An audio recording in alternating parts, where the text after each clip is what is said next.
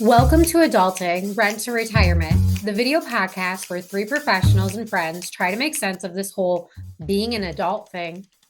We will talk about real life adulting topics, finances, home ownership, and legalese, and all the things they didn't teach us in school.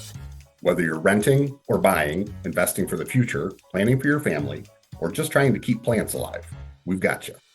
You can expect laughs, real talk, and some pretty useful advice from a real estate broker, financial advisor, and estate planning attorney. Because adulting can be hard, but at least we can figure it out together. Let's get into it.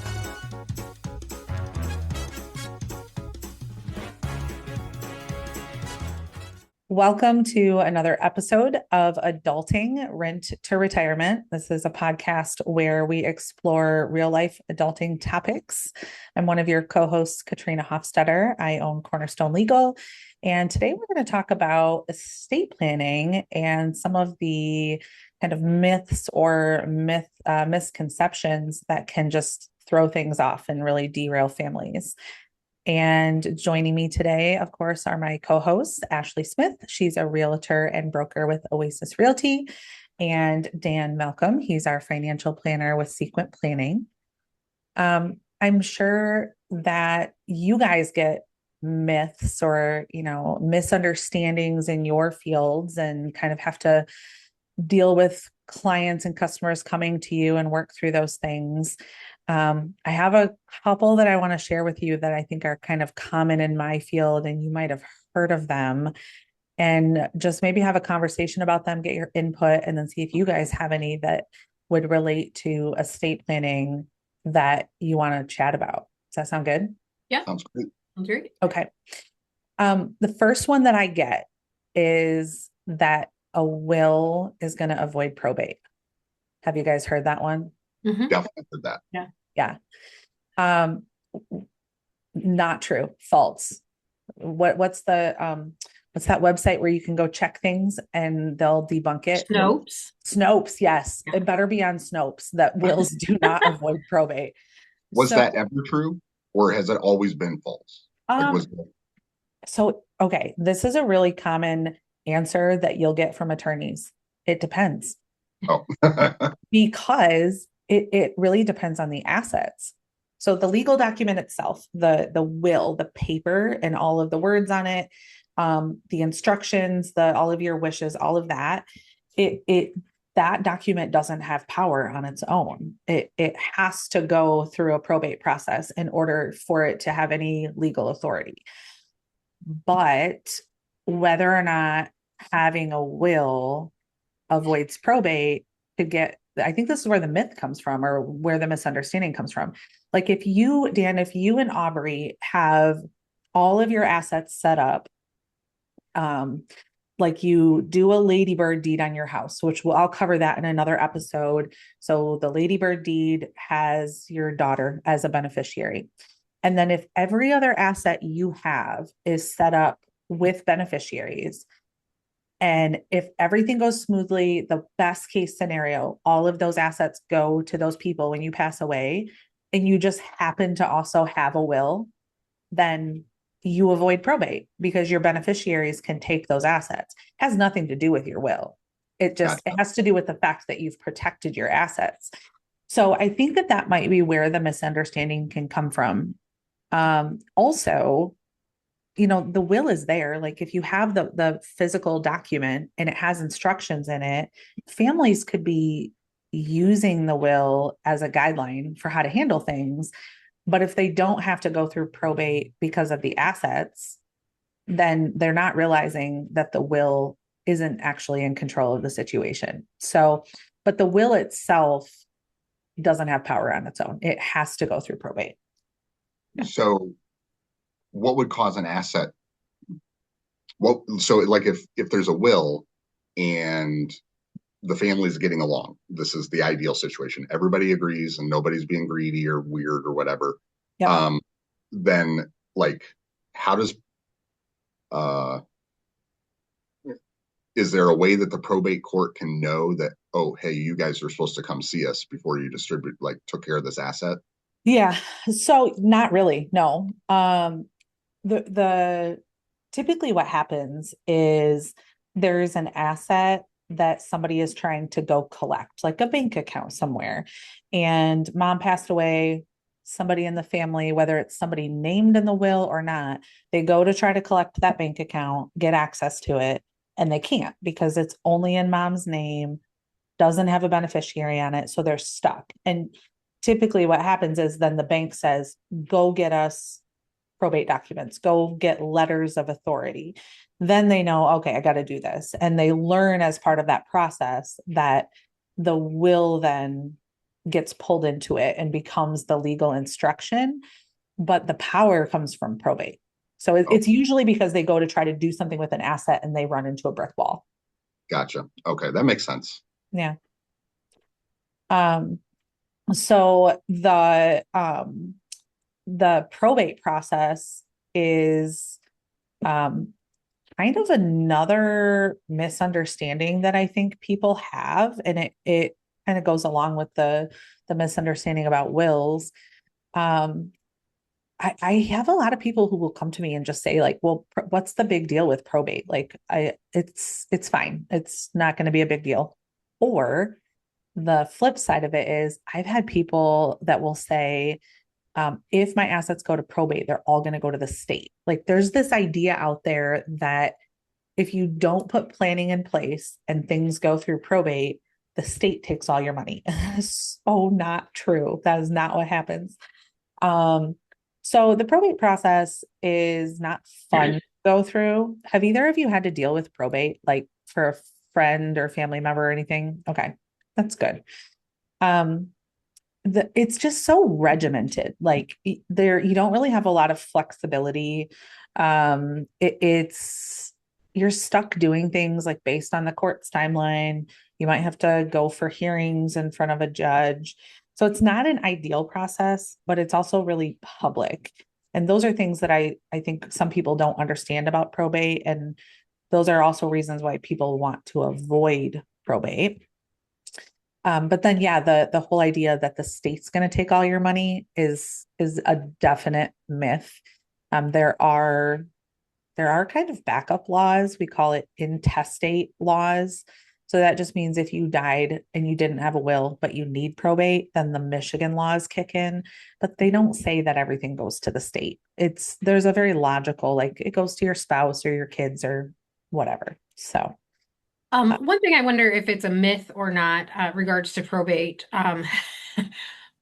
because both my parents have passed away and we did not end up going to probate for either one. But do you feel like people ever don't go to probate because they feel like they're going to end up owing money on their family's estate? Is that a myth that you would end up owing, or is it true that you could end up owing money?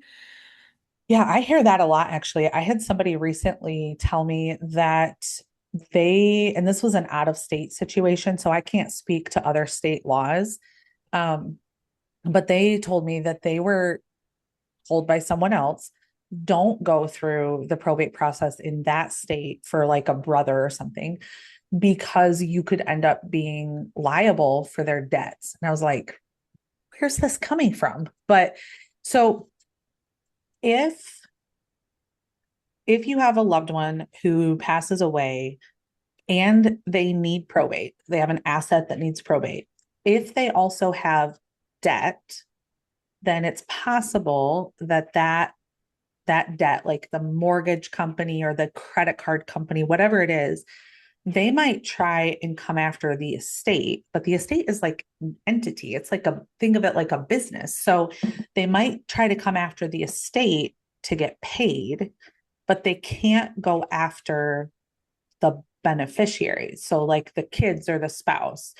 And then kind of along those same lines, Ashley, I get asked, well, what if I'm named as a beneficiary on life insurance, or I get their retirement account, so they're the direct beneficiary?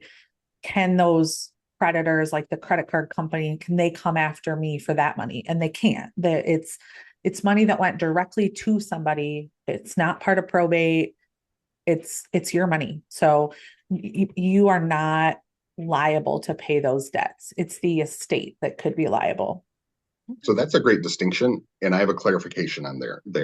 Um, so um, so my mom's checking account, I put myself on it as an additional account holder so that if anything happens to her, and then I made Aubrey, my wife, the beneficiary. So I figured it covered us from both sides. Um, and because my in-laws ran into a problem where they were the beneficiary on the account, but they were not on the account. And so then they were trying to use like my use Aubrey's grandma's account to like pay some stuff, and they wouldn't like let them. Right. And so blah blah blah. Anyway, where am I going with the question? The question is, uh, if since I'm on my mom's account, if she passes away, I can still control the account. It say she had a credit card bill of $1,000. If I just empty the checking account and close the account, because I didn't receive that as a beneficiary, is there a, I mean, the credit card company is probably not going to do it over $1,000, but could they be like, oh, we found out you took that money, like you owe us, like you've got to pay us whatever. Well, yeah, you're still not liable for her debt. And when there's a joint asset, at any given period of time, it could all be considered yours or all be considered hers or half and half. So no, but you just brought up uh, a couple of different things that I want to talk about. And one of them is actually one I was going to mention later. And I'm going to burst your bubble a little bit, Dan. Uh-oh. So be prepared to be uh schooled a little bit here. Okay. So one of the myths that I was going to bring up or misunderstandings is that instead of doing proper planning, instead of doing things like a real clean, no, don't take any offense to this, Dan. I'm not going. I'm not saying that you did things improperly or unclean, but I am. So doing this joint ownership thing is such a horrible idea. And let me tell you why. Okay. Okay. So you brought up the example of like the in-laws and they didn't have it set up that way and they couldn't do things. So if you're joint owner on your mom's account, that's your mom's money, right? And she needs that money to live on. She needs it for her bills. If you have liability, so somebody sues you because you do a really bad thing at your job, which isn't going to happen, or you get in a car accident and you have liability and you don't have enough insurance coverage. So now you're going to have to pay this person who you crashed into money. They're going to include your mom's money in that. Like your mom's money is exposed to your liability. Oh, that's a good point. Not a good thing for mom. So it No. doesn't hurt you, it hurts mom. Yeah. Oh, well, that's okay then.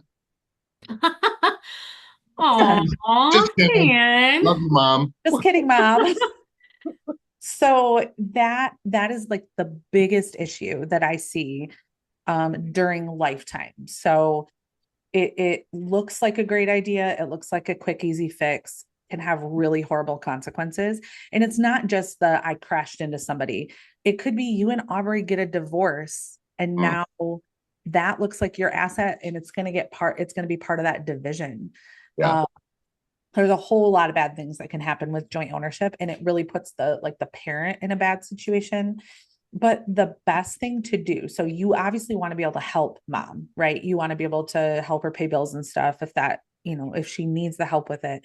She just should have a financial power of attorney, a durable financial power of attorney. It eliminates needing to be on the account with her and it protects her. So the joint ownership, this whole idea of doing it is another one of those misunderstandings. And usually when I tell people what I just told you, they're like, oh crap, I don't want that exposure. But something else that you mentioned, it's not really a myth, but I want to mention it because you kind of brought it up and I think it's super important for people to know about. So you asked about, you said, I've got a joint account with mom and mom has what did you say? A credit card bill or something. She's got a debt. Something that I'm seeing a lot of lately, credit unions, and some banks probably do it too, but I keep seeing it with credit unions.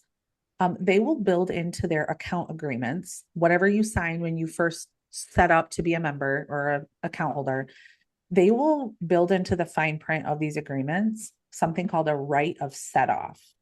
What that means is, let's say you have all of your checking and savings at an institution, but you also have a car loan or a credit card, some type of debt with them. What happens is, even if there's a joint owner on the account, you've agreed when you signed up for that account that if you pass away, they can come and like take money out of your checking, out of your savings to fully pay off those debts. They could completely drain your account. Gotcha. And sometimes it happens really quickly.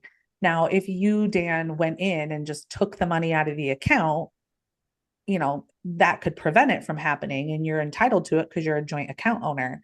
But they also might freeze the account and not even allow you to do that. So that is something that people just don't seem to know about, that it's written into their account agreements. And they just find out later, somebody will go in to collect the money and it's gone because they did that. And it's kind of a loophole where typically they would have to go through probate in order to lodge a claim against funds. And this is a way for them to do it directly from your assets without having to go through probate. So if I'm completely hearing you accurately, then if a person like myself, if I forgot and I never go and do it, get the durable financial power of attorney, and I stay as a joint account owner, if mom passes away, then you just want to go in and take it and then tell the bank she's passed away. Don't do it until you've emptied the account. That is not really what I'm saying. Oh. No. Well, No. I mean, that's not the ideal way, but like, if you were to find yourself in the situation of, mom, like my mom passes away tomorrow morning, or tonight in her sleep, and I have not had a chance to come and like change everything to the right way, Right. then yeah, I want to go to DFCU and be like, I need to pull everything but a dollar out of this account. They are And flagging your account right now. They Like are. if you've said what bank, your name is on the screen. Everything is Put being the account flagged. number, hold up a sheet of paper with your account number, Dan. Yeah, there's Um, like a red alert all over your stuff right now, Dan. More than likely, they would not know that she passed away if you just randomly came in. But I don't know what you agreed to. So you would have signed something as well when you got put on the account. And so I don't know what you legally agreed to in signing to be on the account. And so if you were to go take all the money out of the account and prevent them from exercising that right of set off, there could be a way for them to still come after you for something. But it would have to be a debt that's there. Like mom has to have a debt at that credit union, like a car loan or a credit card. If they don't, then the right of set off doesn't matter. It's only if your debt is in the same place as your money. Yeah. gotcha. Yep. So sorry, I had another follow-up question, two questions from before you started talking about right of set off. You were said The joint ownership part. the durable financial Yeah. power of attorney. Okay, Yep. so in my in-laws situation, if they had that, even though mom had passed away, with because it's durable, does that mean it works even after death? Nope. No. No. So the cleanest way to think about power of attorney is only during lifetime. Okay. But the durable part of it, what the durable means is that it survives your incapacity, not your death. So you don't have to be declared incapacitated in order for the durable power of attorney to work. If you had just a regular power of attorney, it would typically say in it that there has to be a declaration of incapacity by two doctors before the document kicks in. But with a durable one, it's just automatically, it's always in place as soon as you sign it. So in that case, if I had one of those, I could, and mom passes away, then I go to the bank, empty the account using. You're still hung up on emptying the account. You just don't want to tell the bank that your parent has passed away for a week. I do not endorse this, Dan. But the durable power of attorney has nothing to do with emptying the account. My recommendation to my good friend Dan right now is take your name off the account, get the durable power of attorney. All right. There We're we going go. to do that. Okay. But if And she then passes empty the away account. tonight, And then empty the account. Oh my gosh. Ashley, do you have any questions that are adult and mature and I responsible? do. So one thing I kind of wonder, more of a myth or truth question for you is, if there is no trust or anything like that and somebody passes away, do you do you have to go to probate in order to be able to use the money to pay for their funeral expenses? How is that a truth or a myth or? Not necessarily. So it really just depends on if the account doesn't have to go to probate, like if it has a beneficiary on it, or if it's Dan's account with his mom and he doesn't take his name off like he said he would, and he's still on it, he could go drain the account to pay her funeral. So yeah, so it I just don't think depends. that's what he's doing with that money, Katrina. No, I don't think so either. Yeah, so as long as that person has access to the account legally, either as a beneficiary or if they are a joint owner, then yeah, they can use that money to pay for the funeral. They don't have to go to take it through probate or get permission. It really boils down to, do they have legal access somehow? And if they don't, so they can't touch it, Yep. and probate can take months, right? Um, that's kind of a myth too. Okay, So that's good to know. probate, we can open probate pretty quickly. It kind of depends on a few different things. I mean, part of it is how quickly is the client going to get us the information we need. Um, if there's no will, and if everyone gets along and agrees, that's going to happen quickly. Like we could get paperwork ready within a week, as long as we've got what we need, get it filed. Some probate courts will like open estates on the spot if you hand file. Just depends on the circumstances. If it's messy, like if you have um, no will and there's conflict, siblings or whatever are not going to agree. If you have a will but don't have the original, then we're going to have to wait. If they're, yeah, it's just, if it's clean and easy, you could have it real quick within a week or so. If it's messy, you're going to have things filed maybe within a week, but then you're going to wait for a hearing. And depending on if it's like Eaton County and they're a little bit more rural, they're a little bit not as busy, then you might have a hearing in 3 to 4 weeks. If it's bigger like Ingham County, you might be waiting 6 to 8 weeks. It just depends on the busyness. But once the estate is open, so once you get that blessing from the probate court and you get those letters of authority, not the will, but the letters of authority, then you can immediately have access to funds and do what you need to do, pay the bills, all that kind of stuff. Okay. Yeah. So like one more question on that. If I am like the person, like let's say it's super messy, me and my sister don't agree, and I go ahead and pay for my parents' funeral, Yeah. and then we have to go to probate. Is that money that I can ask for back during probate because my sister didn't agree? Or am I just stuck like you paid for it, you're out of luck? No. So Michigan law has kind of an order of priority payments for probate. So there are some exemptions, not exemptions, that's not the word I'm looking for, but um, there are certain amounts of money that get preserved for like a surviving spouse and minor children. But the cost of going through probate and funeral expenses are always going to take priority over everything. And so if in that situation you went through probate, got it open, even though you and your sister didn't agree, but you got the estate open, you would be able to reimburse yourself first for all of those funeral expenses. And then it trickles down and it's like, okay, we paid for the probate and we paid for the funeral. And maybe there was like some medical bills that had to be taken care of, and everything trickles down. And then whatever's left over after all the things that have to be paid are paid, that is what goes to the beneficiaries. Okay. Yeah.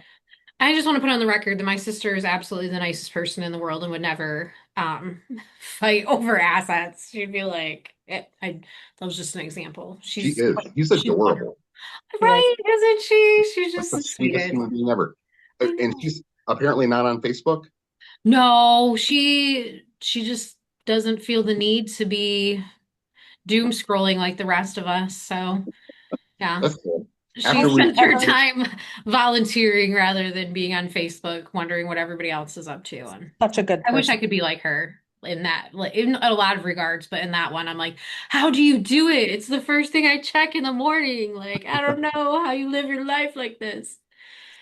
Is she even going to see this video? Will you tell her and then she'll go I watch it? sent her the first one, Okay. so she All right. did watch it. Yes, Okay. and I will continue to send them to her, especially this one, so she Okay. knows that I say nothing but nice things about her.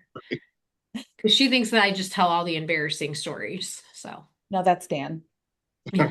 Um, so I don't know if you guys have other myths or anything that you want to bring up. There was one more that I haven't covered yet that I wanted to mention.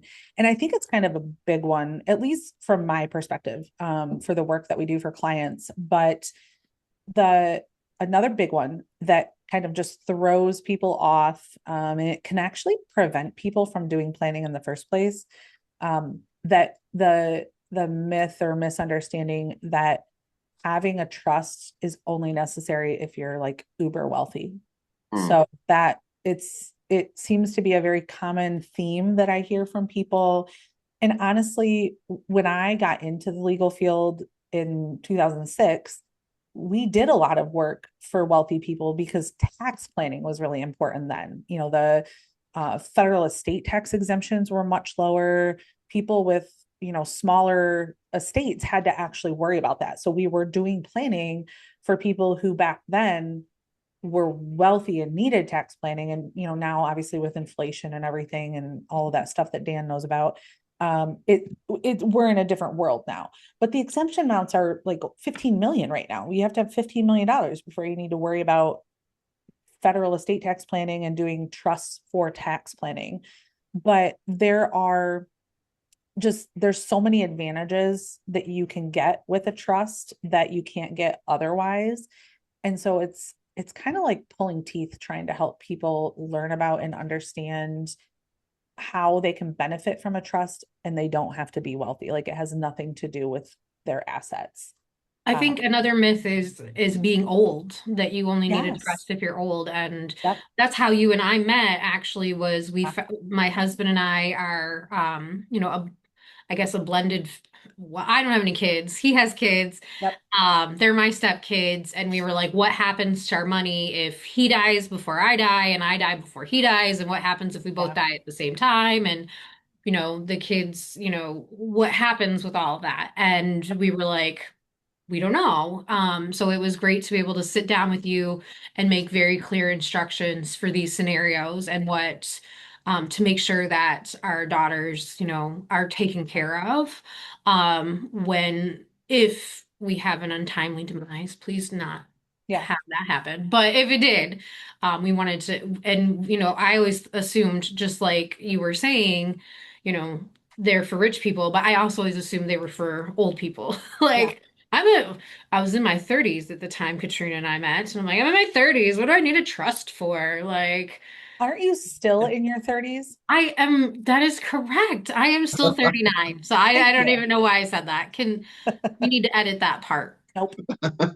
No editing this time, Ashley. Um, Dan has been appropriate. We have not, I don't think we're gonna have to edit anything. Um, Yay, good job, Dan. but No, Except for so stealing his mother's money after she oh, I died. still have, I still have time. you I still do. have. You do. Um, it's interesting that you brought that up, like that people think they have to be old. And it's so the opposite because if you have minor children, you can't just name them on beneficiaries. I'd love to hear from you, Dan. Like, what happens if you have a client, they've got a life insurance policy and it says it's payable to their 10-year-old? What are you going to tell them to do? What is Sequent going to tell them to do? Uh, I'm going to tell them that they need to appoint an adult, um, and preferably the adult who they plan on the child going to live with. Someone that they absolutely know they can trust to inherit the money and use it for the benefit of the child and not just run off with it and send the kid to an orphanage. Right. And if they don't have that, or they're not quite sure, then they need a trust. The Yeah. trust needs to inherit the money, because when a minor is a beneficiary, it just creates a mess. Yep. Creates an absolute mess.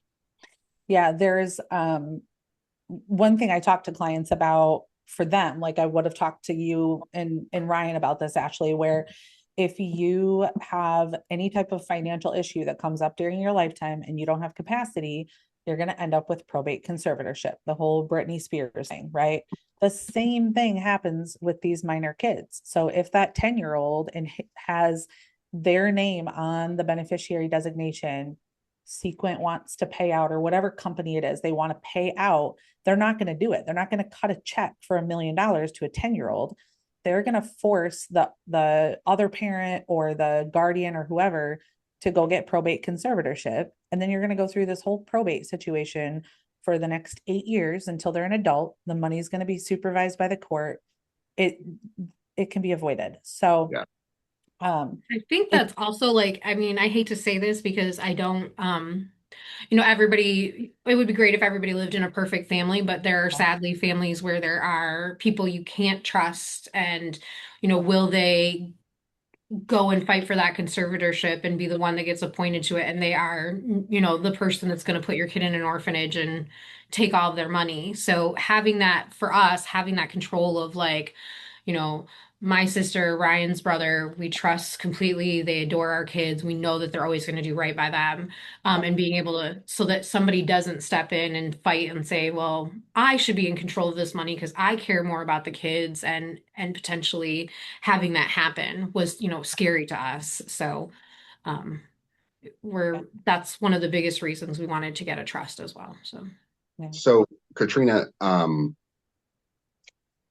so with retirement accounts, bank accounts, your home, if you use a ladybird deed, Yep. trying to think, other life insurance policies, annuities, all of those things have beneficiaries that you can specifically name.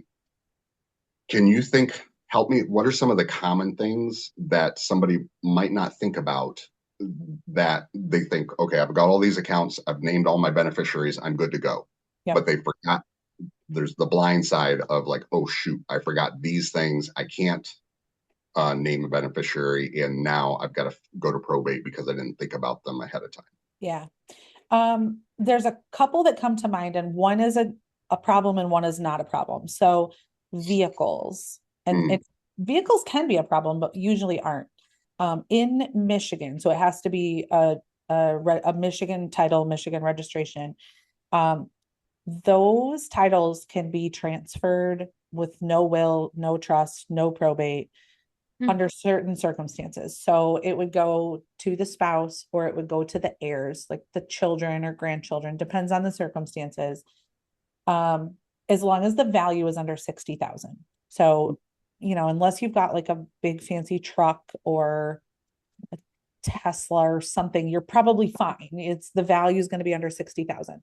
Katrina, can I ask a clarifying question on that really quick? Yeah. What would be the case with RVs? Like, because you see like fifth wheels that would be like 100,000. Is that same thing? Okay. Yep, Thank it's you. still got to be under 60,000. And it's the aggregate. So like if you have two things together, they have to be under 60,000. Oh, okay. If they're not, then you got to go to probate. So that most people won't mess with titles. Even if we do trust planning, most people won't do anything with their titles because they're under that threshold and they know that there's a way to take care of it after they pass away. One thing that I see, and this is more so with the older generation, because the government doesn't issue paper savings bonds anymore, they're all electronic. But if you have old paper savings bonds in a coffee can in the backyard, or I've had clients that are like, they're under the floorboards or they're like in their mattresses. It's wild. Those get overlooked because they're like out of sight, out of mind. They're not in an account somewhere. They're just literally paper growing value. So it is a process to go through that. And there is a way to set up an electronic account for those and deposit them. Some people have a hard time like giving up the paper because they feel like it's gone, but it's somewhere else. It's, it's in an account somewhere, but those get overlooked just because of what they are. But beyond that, you know, accounts, all those different accounts you listed, real property, like those things can all be taken care of with, either trust planning or beneficiary planning. There's a way to take care of those. The only other thing that comes to mind is out of state property. You might not have the luxury of being able to do a ladybird deed because not every state does that. So that if you have property that you own in another state, you might be limited in how you can take care of it. Okay. Yeah. And am I remembering right that Michigan is no longer, I hope this is the right term, no longer a dowry state? Oh, Dowers state? yeah. Like for Dower rights. Yep. We don't have those anymore. And we're not a community property state. okay. So So your spouse, I mean, that takes a lot of protection away from your spouse, right? By not having dowers rights and I not being mean, yeah, because we used to have like if there was something in one spouse's name, you used to have the other spouse sign off on it, if even if their name wasn't on like the piece of property. Um, it's kind of simplified things to not have dower rights anymore. Yeah. okay.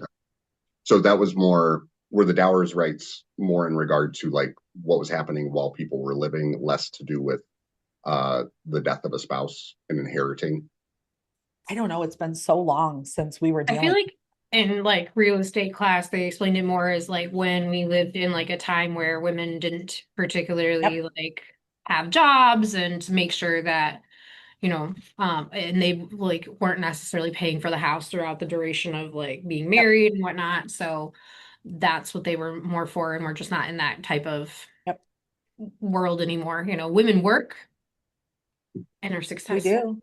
We're And we can bosses. buy our own houses. That's another thing. We can own our own businesses and have our own credit cards now. So I think it was just very antiquated law Yeah. that didn't Wouldn't it need be to nice? doesn't need to exist anymore. Wouldn't it be nice for it to have for you to have like the best of both worlds? Like you can go work and like buy your own house, but also be protected in the from your husband, like or the wife, like going and selling all the property and then be like, hey, I'm on a divorce. I had that happen to one of my Well, I clients. mean, So I mean, Katrina could probably speak more on that, but now you just need to be smart and make those types of things to protect yourself in that from like prenuptial agreements and like my assets are going here and there and so I think you just need more than like that, the dowry, Yeah. rights to protect everything now. Like there's just an antiquated law, and now you yeah. need to like. So just to be clear, listener, or viewer, um, I am all for all of that. I just wanted to bring a little spunk to the conversation. You will all notice that Dan is the only one without an RBG picture in his background. So is he really for women's rights? No, Uh, I'm just kidding. Dan is where a is my wonderful RBG person. piece of furniture? It's at my house. It's at my house. I will get it to you before the next video. All It's a right, mug. It's a we'll mug that see. you can hold up. It will happen. We'll see. He just doesn't want us to have our own credit cards. It's fine. Aubrey still I votes get for it. who I Get tell her to vote for. What'd you She does say? not. Does she really? No, no. Aubrey still votes for whoever I tell her to Aubrey vote tells you who to Oh, vote she for. doesn't. Let's be real. No, for. Uh, do not believe that for a second. Mm-mm. Just like, what was it that you said the other day, Ashley, about Ryan? Somebody was super oh, talkative. Ryan Yeah. was so talkative with someone, and you said that, and I was like, oh, he nope. wasn't. Yeah, somebody left us a review that said that Ryan taught my Too husband, for much. those of you who are not familiar, we used to be real estate agents together. And somebody had left a review that said that he talked nonstop and everybody that I've said this to was just like, what? Like he No, doesn't talk. Like he grunts, he puts the letter K is how he answers like 90% of his text messages. Like he usually just shrugs his shoulders at yeah. me. So like I don't know. It was yeah. So yeah, believing Ryan talks a lot is believing that Aubrey votes for who Dan tells her to vote for. Yeah, same thing. Same myth. Yeah. You Myth guys got but any more myths that clients have brought to you or that you yourself have a misunderstanding about? Anything else we want to chat about? I think you've given us a lot of great information today and answered a lot of my questions. So thank you. Well, I have just one, and I guess I don't know. This is in regard. Wait, what am I trying to say? This myth I think was dispelled when I met you.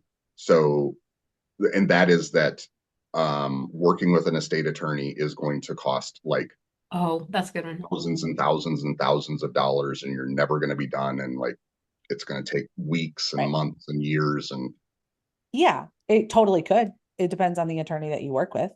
right. I guess that's true. Yeah. It so okay, couple things that can be like myths. Estate planning is not like a one and done type of thing.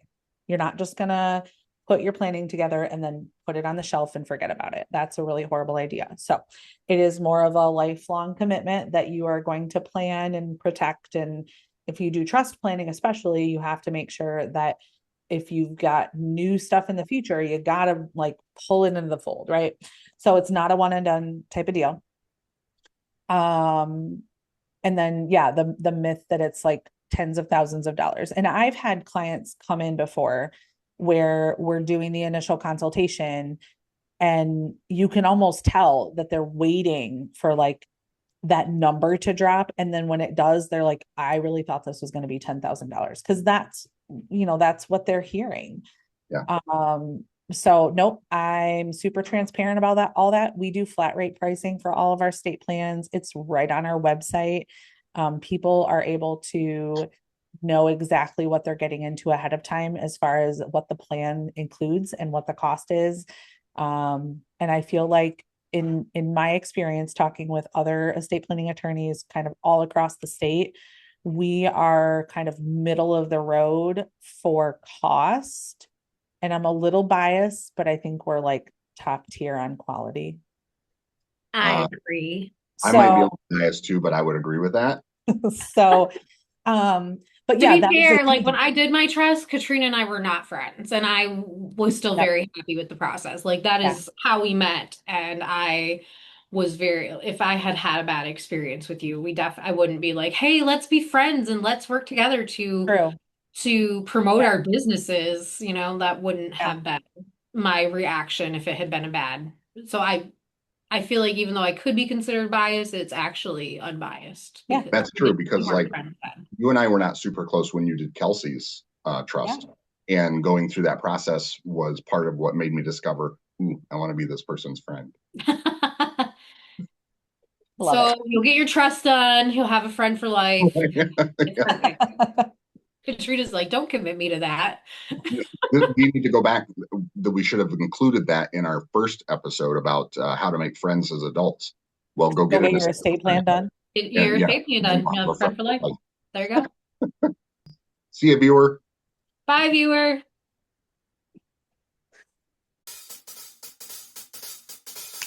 And that's a wrap on this episode of Adulting Rent to Retirement.